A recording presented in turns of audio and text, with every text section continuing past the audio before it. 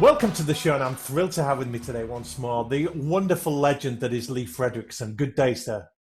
It's a pleasure to be here, Rob. Lee, always great to have you on our show. You are a friend of the show, and you bring different insights each time. And today we're going to do a deep dive into some research that Hinge have done recently on employer branding. So why don't we just kick off, for the benefit of people that haven't come across you in Hinge before, just give us a little bit on your background and your areas of expertise.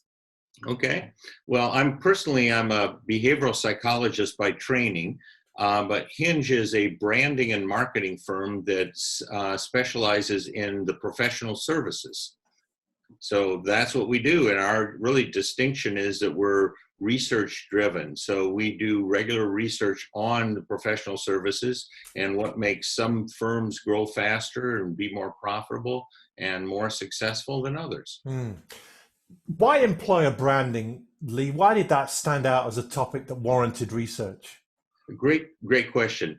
If you look at what does it take to build a professional services firm, there's really three things you need. One is you need to get the clients, obviously. No clients, no business, no firm. The second thing is you need to have the people, and that's where employer branding comes in. And of course, the third component is you need to have your processes and so forth that you use, and those are very important as well. And if you lack any one of those, you're going to be suboptimal in terms of what you can do as a firm. And with the shortages that there have been in a number of professional services industry with recruiting, that is a ongoing and really a pacing concern for a lot of firms. It's so true. A lot of the firms I talk to in my role is the Business Development Academy. We train accountants to win business. And you ask them, what is the biggest challenge they have in growing their firm? And they say, we can't get enough of the right people. We've got the opportunities there, but we can't get enough of the right people to service them. So just to summarize, what are some of the most striking results from the study that you've done? Well, I think one of the things goes directly to what you were saying. If you look across industries, accounting is one of the very lowest in terms of the number of people who are actively looking for new positions or new engagements. Why would that be? Well, I think it may be related to what the employment situation is. All of the people that have been actively looking have found positions.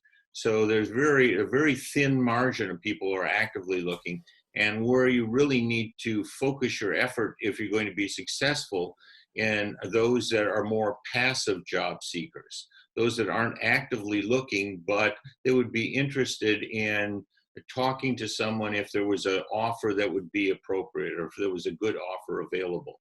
So those are really the focus in these industries that are extremely competitive, and accounting really kind of tops the list. Yeah. Now, on the other end, if you were looking for marketing people or so forth, they're plentiful. A lot of people actively looking within the professional services, looking for different marketing positions. And you split your questions into two perspectives, didn't you? You looked at the talent evaluators and the job seekers. Do you just want to make that distinction for us here?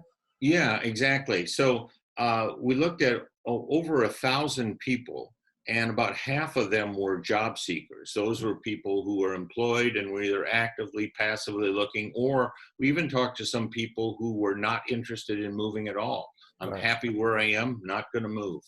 And then on the flip side, we looked at those who were involved in the hiring process, both the direct people who were responsible for hiring, as well as those that did interviewers or interviewing and contributing to the overall decisions. They were on the selection teams, as it were. And what we found is that there are many things which there's close agreement. They see it the same way, but there are also some things where there are some striking differences. And so it's very interesting to see where they see things the same and where there are opportunities that your colleagues might be missing. Yeah. So what exactly are job hunters looking for in professional services? It does vary by where they are in their career. So for example, in the early part of the career, people are looking for a lot of different experiences. They want to try out new things. As a matter of fact, that breadth of experience and that ability to try out new things is as important, and in many cases more important than salary. Right. Just that experience. However, once you start to get to mid-career, you go like, oh my gosh, flip it around. I want to be able to focus. I don't want to be pulled in too many different directions. You learned your lesson. Yeah, you start to say no to stuff, don't you? Yeah. I want to be able to say no. I don't want to be. I want to be able to have some kind of focus, Yeah. and I want to have a culture, a company culture that is supportive of me, and so forth. And then by the time you get to be a senior people or a senior professional, you're more concerned about who am I actually working with, and are people going to listen to me, and am I going to have the ability to change things, to actually have an impact on this organization. Yeah. So you can kind of see the profile of what people are looking for sort of morph as they gain experience. Yeah, and I don't know if this will come out later in our conversation, but this is generationally led, isn't it? We talk about millennials and Gen X and Gen Z. When you look at professional services, they are run by people that are over 50, predominantly male, and it's been ever thus, hasn't it? They're not adaptable to change so much, although COVID's hitting them there. But we Yeah. do have this wave, this hailstorm of people coming up that do want a voice. They do want some influence.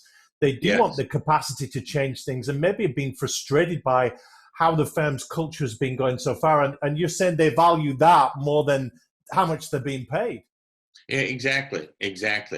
The other thing that really came out that was quite surprising in previous studies, we found out that the ability to work remotely is important. Right. And it really comes out in this study, obviously, because we collected data just as the COVID was hitting. And there was a big difference in those firms that already had the ability to work remotely or that adapted quickly. They did much better in terms of the impact on their employees.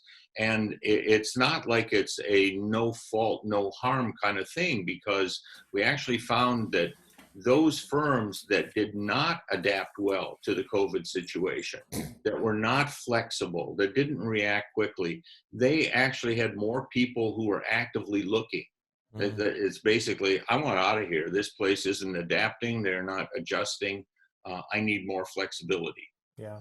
And it was interesting, too, that the ability to work from home was even actually most pronounced in the senior professionals, which we didn't expect. We expected it would be more lower level, that they would be, but the senior professionals were really the ones who said, I want to work at home. Now, whether that's driven by additional health concerns or they're, as one get older, you get more moderate about those things. We don't really know that in detail why. Maybe that commute just wears on them after doing that for 20, 30 years. Could. Yeah. Yes. Well, it's interesting what you're saying. I wrote this book, Build Your Reputation, which is on Amazon. And the essence of this book is a darn fine book, I might add. Thank you, Lee. Appreciate that. I'll pay you later. But it's a career playbook. And I asked the question in there, why should somebody hire you or promote you? And what you need is career capital. In other words, you need that reputation, you need that voice, that influence, that network of champions. You need something to bring to the party. And once you get career capital, you can trade it for autonomy, for flexibility, for remote working, for a 3-day week, for a better package, for more interesting work, for better work colleagues. And you start to have a say in things when you have this career capital and a great reputation. So we're talking about employer branding, but there's this employee branding side of it as well, isn't it? And making yourself more promotable and hireable. It is, Rob. It is all, it's all part of the same thing. And, to that same point that you raise, when we looked at it, we said, what is most important in having an employer brand? What makes for a good employer brand? What are the elements of a really successful employer brand? And interestingly, on both sides of it, they come up with the same thing. And that is the corporate culture. What is your culture as an organization? The same thing you use to attract clients is what you use to attract employees. That's your core of who you are as a corporation, what your environment is like to work in, and what your environment is like to be a client with. Yeah. Culture's such a strange word too, isn't it? Because some firms think it's the brand values we put on our website, or it's We, what we say we yeah, do, but you don't really know culture till you get wrapped up in it, do you? yeah, yeah. That's one of the. You just hit on one of my pet peeves, Rob. I Right. don't often go off on You many go things, but off on one, Lee. You have I'm full gonna license to rant. Go rip for into this one. That it. the notion of value, the values we put on, and I know people put a lot of work and a lot of thought into those, but when you end up with a list of 6 or 7 or 8 values, Yeah. how in the world do you expect anybody to follow that, even if they want to? I mean, the research on human behavior shows, you can keep 3 objectives in your head and maybe 4 if you're super concentrated. Like, Mm. that's about it. But 8 or 10 values, forget it. You might just as well write gibberish there, And because even if someone's trying to, they can't do it. yeah, and how often do the partners of the firm know what those 5 or 6 values are? They might know 2 or 3 of them, let alone live them out. Yes, Yeah. exactly. So let's Exactly. talk about the different stages. Candidates early in the career, we've established are looking for different things later in the career. Do you want to Mhm. just expand a little on what the priorities and deciding factors are for candidates at different stages in their career? Yeah, it really is interesting, and I think one of the ways of thinking about it is your priority tends to be what you don't have. Okay. So when you look at what people who are actively looking at almost any part of their career, the thing they're looking for is usually a better culture, a better Okay. cultural fit, something where they will get the responsibility they need or the autonomy. So they're looking for a better culture, and wages are secondary. When you move to those people who are not as actively looking, where they're more satisfied with the culture they have, actually they assume they're going to move to a place that has a good culture, because they're not going to Mm, move unless they get a reasonable culture. that's And for interesting. them, the thing that actually moves them is the dollars. Right. So you end up with a different priority depending on where you are, where you are not only in your career, but where you are in terms of your dissatisfaction level with the place you're working at. Yeah, that's very good. And presumably then that has implications for the people in the firms recruiting these people at different stages in their career. It does, and it also has implications for turnover. What we find out that turnover in a position is not uniform. You mean churn, but employee Churn, churn. Yeah, yeah. people leaving, Yeah, leaving turnover and job, because when you say not the that good to an turnover, accountant, they have not a different no, meaning of not the turnover. British Yeah, turnover. We're talking yeah, about the other turnover. yeah. Got it. Yeah, the bad kind. And what we find there is that there's a peak of that around 2 to 3 years after employment. So when you've been there a couple years, it sort of sinks in for you that this is not the place for me, or I've got what I can get out of this place. Mm. So that's a prime time for people leaving. Other prime times are when you mess up something with the culture. The response to COVID, for example, as we alluded to earlier, a big increase. All of a sudden, people said, this place isn't for me. And so they're now, whether they're able to find a position or not, that's a different thing, but they have already loosened that bond that kept them where they are. Yeah, that's a really good point. And in your research, you look at the different stages as entry level and mid career and that leadership senior professional. But are you finding on the whole that loyalty is going down? People are more open to moving. They are less wedded to a firm. Do you remember those jobs for life that we used to have? You sign up Yes. forever. But these days, there's a lot of fluidity, isn't there? Yeah, there is, and I would think that people are. If I had to characterize it, I would say there's more people thinking of them as gigs rather than jobs, rather Okay. than careers. It's something you're doing for a period of time, Yeah. and I think that is characteristic of a lot of what's happening in society, and a lot of the structure of the work environment in general. I think is doing. Now, having said that, though, there are still people who have a great deal of loyalty to the firm they have. And that seems to increase over time. Not surprising, when you've been in a place a long time, you tend to be. So there's kind of a hump, if you can once get over that hump with people and they've really settled in, they're pretty, they're pretty stable. Yeah. Unless, we mentioned COVID, the other thing that really impacts it is mergers. Right. Yeah, of course. Yeah. Yeah, you merge, say, Coca-Cola with Panda Pops, and they're very different cultures, aren't they? And Yes, exactly. And it's interesting. If the merger is one where a firm acquires another firm, the people in the firm that is doing the acquiring, they're perfectly happy. yeah, They're not threatened. They're not. But the firm that is acquired, or the one when a merger of equals, you see a big spike in people actively looking and a real decrease in those that say they're not looking at all. yeah. So you lose stability in your workforce. And I saw some research by the Gallup organization that came up with a book called Vital Friends. And they said one of the key factors in enjoying your role, apart from worthwhile work, is being around people that you like, that are friends for you. So with disruption, with people moving on, that affects your state of mind, doesn't it? And how happy you are Exactly. career-wise. Exactly. It does indeed.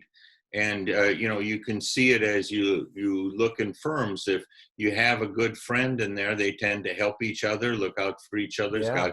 got your back, and they're your informal. They're a way of accumulating that career capital. Yeah. You mentioned earlier that that's part of your network. Mm. Now, when we look at talent, firms would say recruitment and retention of top talent is a key priority for us. They have all kinds of golden handshake, welcome packages promising them the earth, but it's at the other end as well. You've got this term golden handcuffs that you've looked into. Tell us a little bit more about that. Well, the thing of it there is that once you get in a situation where it's difficult to leave, either because the employment situation or something, you can get people who are resentful of where they are, and they're resentful of what they're saying, but they're staying around because of a financial thing, or because of a retirement, or just because of that. Mm. And that really, what that does is just saps the productivity, it saps the engagement and involvement of it, which hurts the firm as a whole. Yeah. Corporate branding is different to personal branding. This personal branding side of it, building your own career capital, attracting people to you so you're employable. But the other side of it is this corporate branding. How do firms set themselves up as an employee of choice? You help firms with the corporate branding side of things. How do you begin to start that journey, Lee? And what kind of things do you talk about there? Well, the first is understanding, so you have policies that allow you to be a good place to work. Okay. If you have, for example, the working remotely, having a policy where you are against working remotely can be very detrimental, and you don't necessarily realize that's what's going on. And the interesting thing is, people will tell you. I mean, when we do branding work and we ask the internal people about the brand, they'll tell you, how satisfied they are and what they're dissatisfied and which policies and so forth. So it's not like it's not accessible or it's unknowable. It's right there for any competently performed survey or piece of research can uncover what those things are, but you have to have the will to change them. Yeah. The second thing you need to do is you need to be able to communicate that culture and that brand. And that often is where people fall down, just like as you need to differentiate your client-facing brand, how you're different from other firms. You also have to differentiate your employer brand. How are you different than other employers, other accounting firms? Yeah. Do you have policies that are consistent? And, if you're hiring, you're focusing on hiring entry-level people, there's no excuse for not knowing what it is that they're looking for and, what values are important to them. And there's no excuse for not knowing that here's the time of turnover, here's when they're most likely to leave. So that is there. You bring up an excellent point, because your external brand will make one business client move from one accounting firm to another, but your employee brand will make one top talent person move from one firm to another because they perceive a gap, don't they? There's something better. There's something I haven't got. There's a need Right. that's not being met. Yes, and it's either going to be around their autonomy and their ability to build things, or one of the benefits, whether it's salary or flexibility or working from home. It's going to be something like that that's going to be consistent. And in professional firms, Lee, are there some that are so big and unwieldy, if you like, that they're a little bit blind to this internal employer branding? They think we've got such a strong external brand, people will just want to come and work for us. Well, to a certain extent, they are right that a strong external brand will attract people to work for you. What it won't do is keep them loyal. Right. Yeah. And you'll be finding yourself, you'll become a training academy for other firms. Yeah. So you've looked at different professional service sectors. There are many of them. We're talking about accountants here, but presumably attracting and retaining talent in different industries. Is it all pretty similar? Are there any differences? Oh, there are actually some pretty stark differences in terms of where they are in terms of the supply and demand. So, for example, one of the industries that's not accounting, but it kind of makes the point, is construction. Very high level of active looking in the construction industry. Okay. Because if you think about it, construction industry is sort of oriented that way, about big projects that last a time, and then you may go to another place that lasts a time. Similarly, branding and marketing and communications is an area where there's quite a bit of turnover in the professional services, quite a bit of active turnover in there. So you have those kinds of anomalies. And as we mentioned earlier, accounting is really an anomaly. It has a very, very low rate of active looking people. So most of them they're either satisfied where they are or they're passively looking. So I'm interested in the term passively looking, because if I think of some accountants that I know, looking is hard, because by showing the world that you are unhappy where you are, you're jeopardizing your current position. So you've almost got to do it under the radar, haven't you? You wouldn't put on LinkedIn actively looking for new opportunities. You've got to be very careful who you talk about that to, haven't you? Precisely. And so you know where they go? Where? Those mid-career people who are passively looking? Go on. Trade shows. Oh, yeah, true. Associations, your professional community, other people, that's where they go. Yeah. They can talk to their friends discreetly. Yeah. Or they wait for someone to contact them through LinkedIn. Yeah, that's a really good point. And if you, without the face-to-face stuff and the trade shows with COVID and lockdown and everything else, those opportunities to talk to trusted friends are suppressed a little bit. They don't have those avenues. So there must be a few frustrated people out there.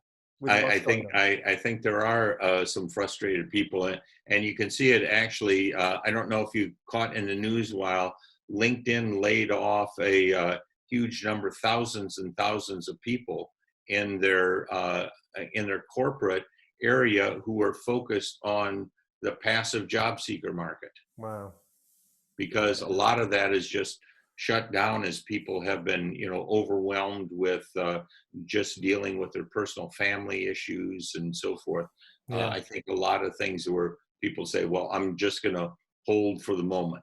Yeah. I'm just going to hold for the moment. Talk to us about time horizons, Lee, for job seekers.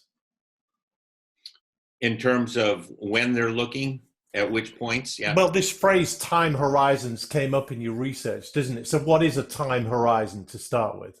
Well, there's time horizons in terms of when it's most likely that someone is going to be looking for something new. Yeah. It's kind of like, where in your engagement with an organization are you most likely?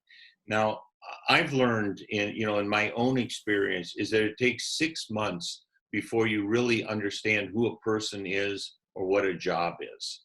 It takes about 6 months. Then you sort of understand, okay, this is the organization I really joined, not the Yeah. one I thought I was joining. Yeah, it either is or it isn't what you bought into. Yes, yes. You know, the first few weeks it's a honeymoon. Everything is wonderful and lovely, and then it's like, oh my gosh, Yeah. everything is. There are all these things I didn't realize I should have asked about. All the politics nobody told me about. Yes, yes. And then it takes you a while to make the decision. So that's usually where the 1 to 2 years is usually pretty safe for an employer point of view. But then after that, that's when people really start looking. Mm. The other thing we see is that when there's a big transition, we mentioned the thing with COVID, we mentioned the thing with mergers and acquisitions. Whenever there's a change in your work environment that's significant, that also seems to really engender a bunch of people looking like, this place has changed. I liked it the way it was. I don't like it the way it's going. Yeah, that's a really important point because we are squarely in the middle of a pandemic right now. People have been furloughed. They're working from home. They might not want to go back and have that commute. Some might be desperate to get back to an office because they're struggling with their home situation. But it's change, it's upheaval, it's disruption. It makes people think and reflect. Am I really going where I want to go in life? And all the mergers and acquisitions, the stuff you're talking about, accountants and professionals, they don't deal well with this kind of change. They want certainty, don't they? And that's the last thing they've got right now. Right, exactly. There's a reason they went into accounting and not new product development. So that affects employee brands, employee and employer brands. It must be hard for an accounting firm to keep people loyal when they're having to furlough some. Others are given reductions, 10% lower wages so we can keep the cash flow going and everything else. So they're going to lose people. Yes, they're going to lose people, and there's going to be, I think there's going to be big changes in terms of the business model. Before, I would characterize accounting as being primarily a local profession in its orientation. Okay. People felt that if you want to be, if you want to have a business in a certain area, you need to open an office in that city, and you need to have people in that city, and it's all eyeball to eyeball.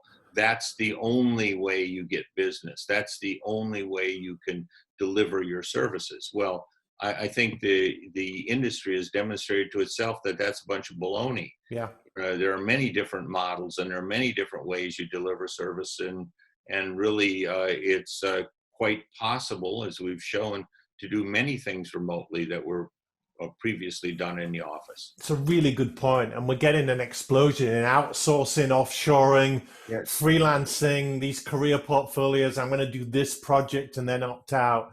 So we're going to have a disruptive labor market, aren't we? I think we are. And, that creates, depending on your view of things, that creates tremendous opportunity. As people rethink their entire business models, and it disrupts industries. I mean, can the real estate industry or the restaurant industry or the hospitality industry, is absolutely getting disrupted. Is there anything employers can do, Lee, to attract people that are not actively looking to move? Yes, they can. And, interestingly enough, and this is one of the things I find very fascinating, is the things that attract passive job seekers are almost the very same things that attract clients. Okay. They're very interested in your website, the kinds of thought leadership you publish, what you specialize in, what industries you know. So you think about it, you're accountant midway in your career, you've got a lot of experience working in a particular industry and a particular thing, but you only get to do that a little bit at a time, and your employer is some cross between Scrooge and Simon Legree. You're going to be ripe for a place to go and a new way of thinking about that. And what you're going to do is you're going to look online, you're going to talk to your friends at trade shows or virtual or otherwise, and you're going to figure out where can I really advance my career? Where Yeah. can I do the kinds of work I want to do in the way I want to do it? Yeah. So, in wrapping up, Lee, what advice would you give to accounting firm leaders, and it may be even the HR function in there, but they're responsible for talent recruitment and retention? What advice would you give to them to stay the employers of choice and put talent at the top of the agenda right now? Uh, I think I would say it starts with understanding what is it that you want to be known for as an organization. What are the expertise points? What kinds of problems do you want to be able to solve? And once you understand that, then you have a much better understanding of what type of people you will need to be able to solve those kinds of problems and what kind of clients have those kinds of problems. Yeah. And when you understand those two things, and if you align those, and you demonstrate your expertise through the things you write and talk about and share in the digital world, that helps you attract both the right kind of people and the right kind of clients. And so keeping your culture one that is really focused on that kind of work, that kind of expertise, will attract the very best people. And then give them the flexibility that they want and need to do their best work. Sure. And we hear stories here in the UK, Lee. I don't know if it's the same in the US, but the big four firms, for instance, they're coming out of big offices with huge rents. They're not going to fill those up again. They're going to be laying off hundreds and thousands of people. Mm-hmm. So the job market is going to be flooded with quality people. But in order to pick the cream of that crop, that employee brand proposition needs to be strong, doesn't it? It does indeed. And I think that the employer, the employee, and the firm as a whole, those brands, they all need to be strong. They all need to be aligned. And I think the movement towards recognizing the importance of brand, whether it's as an employer or as an individual, I think we're just on the front edge of that. Yeah. It's going to become a bigger and bigger factor as we go to this more looser kind of structure. Sure. Well, I want to ask you one more thing in a moment, just to finish. From the employee branding side of things, what do they need to be doing to become more promotable and hireable? But just before I do that, the research that Hinge does, the stuff that you guys churn out, is phenomenally high quality. If people want to know more about what you're doing, get interested in this corporate employer branding stuff that you're doing, what's a good way for them to reach out, Lee? I would go just to hingemarketing.com, our website, and look in the library. You'll see a section of research reports, and this one is right there. All our executive summaries are free in there, so there's no cost or obligation, and we don't cold call, so no one's going to be reaching out to you and pounding on your head to talk to you. Yeah, got that. Thank you very much. And even the executive summaries are super informative and very, very insightful. So, Lee, this has been terrific today. Just finish with some words of advice or inspiration for the accountants themselves listening. They want to have that career capital. They want to be working for the best accounting firms. What would you say to them? I would say number one is specialize. Start with something that you love and that you can devote yourself to getting better and better at it. I think we are entering an age of specialists, and we will see more and more of that as the geographic barriers come. So that's number one. Number two is make that visible to the world. Share it. Whether it's through blog posts or speaking or online, or even just sharing things that you find helpful and inspirational. Helpfulness pays. That's what people are looking for. People who are helpful and have expertise that's useful. Yeah. You've read this book, I'm sure, because that's right in there. The other thing I would add to that, Lee, is build your network, because that personal board of advisors that can open doors and usher you into the corridors of power and into boardrooms, those champions, those advocates, you don't get anywhere on your own. So having people be in that gap for you, that's why they say it's not always what you know, it's who you know. That's part of it, isn't it? Yeah, I think it really is, Rob. And that's one of the things that are more recent research we're doing. One of the things we're finding the power of that, because it not only helps you with getting opportunities and so forth, it also helps you sharpen your skills, being with other experts. You know, you're judged by who you know and who you hang out with. Yeah.